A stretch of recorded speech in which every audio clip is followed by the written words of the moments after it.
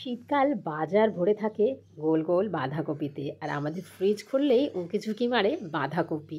কিন্তু বাঁধাকপি আমাদের ম্যাক্সিমাম বাড়িতেই যেটা হয়, বিশেষ করে বাঙালি বাড়িতে কড়াইশুঁটি, টমেটো, আলু দিয়ে এরকম একটা ঘ্যাঁট বা চচ্চড়ি টাইপের করেই করি। কিন্তু এর বাইরেও অনেক বাড়িতে এবং আমাদের বাড়িতে বাঁধাকপির পাকোড়া হয়। কি কি লাগছে সেটা চলো প্রথমেই দেখে নিই। হ্যাঁ, আমার স্টাইলেই দেখাবো। টমেটো কুচি, পেঁয়াজ কুচি, সিদ্ধ করা আলু, সিদ্ধ করা বাঁধাকপি, কাঁচা লঙ্কা, রসুন কুচি, নুন আর লাল লঙ্কার সামান্য একটু গুঁড়ো।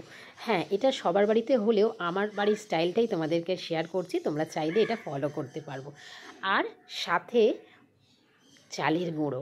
হ্যাঁ, বেসনের সাথে অবশ্যই আমি তো চালের গুঁড়ো দিই, যাতে একটু ক্রিস্পি ব্যাপারটা একেবারে ভরপুর অনুভব করা যায়। বাঁধাকপি জিনিসটাই নরম নরম হয়, সেটার মধ্যে একটু বেসন দিয়ে করলে ঠিক ক্রিস্পি ব্যাপারটা আসে না। যখনই আমরা চালের গুঁড়োটা অ্যাড করে নেবো, জাস্ট জমে যায় ব্যাপারটা। হ্যাঁ, এই যে সিদ্ধ করা বাঁধাকপি, এটার সাথে কোনো এক্সট্রা জল কিন্তু আমি দিচ্ছি না। জলটা দিলে কি হয় বন্ধুরা, জল ছেড়ে যাবে, পাকোড়ার যে ক্রিস্পি ব্যাপারটা সেটা কিন্তু থাকবে না। সেই জন্য সিদ্ধ করা আলু, পেঁয়াজ সবকটাই ময়েশ্চার থাকে, জল জল একটা ব্যাপার থাকে। এটাকেই ভালো করে মেখে নিতে হবে। দেখবে দুটো রকমভাবেই তোমরা করে দেখবে, জল ছাড়া আর জল দিয়ে, দুটোর টেস্ট আকাশ পাতাল তফাৎ। তো ভালো করে মাখানোটাই আসল।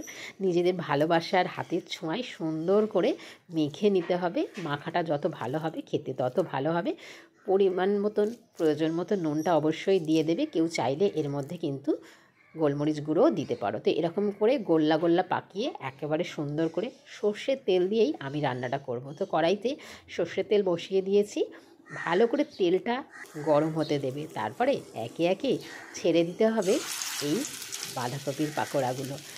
হ্যাঁ, প্রথমে একটু তেলটা গরম করে ধিমে আঁচে দেবে, যাতে পাকোড়ার ভেতরগুলো একেবারে সুন্দরভাবে কুক হয়ে যায়। ভিতরটা কাঁচা কাঁচা থাকলে কিন্তু কোনো খাবারের কোনো টেস্ট পাওয়া যায় না।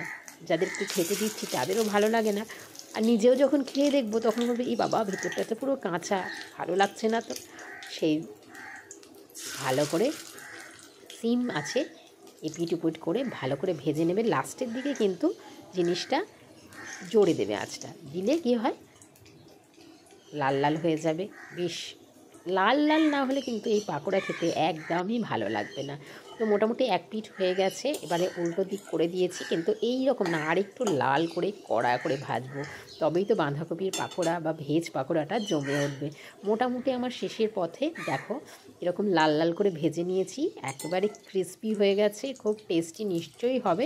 সেটা কতটা কি টেস্টি হয়েছে তোমরা বানালে বলতে পারবে, বা আমাদের বাড়ির লোক যখন খাবে তখন বলা যাবে। আমার তো দেখে ভীষণ লোভনীয় লাগছে। তো রেডি হয়ে গেছে একদম শীতকালীন ভেজ পাকোড়া। এটা গরমকালে বাঁধাকপির রিপ্লেসমেন্ট হিসেবে অন্য কোনো সবজি দিয়েও কিন্তু করতে পারো। আর বাঁধাকপি আজকাল সারা বছরই পাওয়া যায়, সে ব্যাপারে কোনোই চিন্তা নেই। তো আমার রেডি হয়ে গেছে। আজকে রেসিপিটা কেমন লাগলো জানাতে ভুলো না। আবার একটা অন্য ভিডিও নিয়ে হাজির হয়ে যাব। আজ এই পর্যন্তই, টাটা।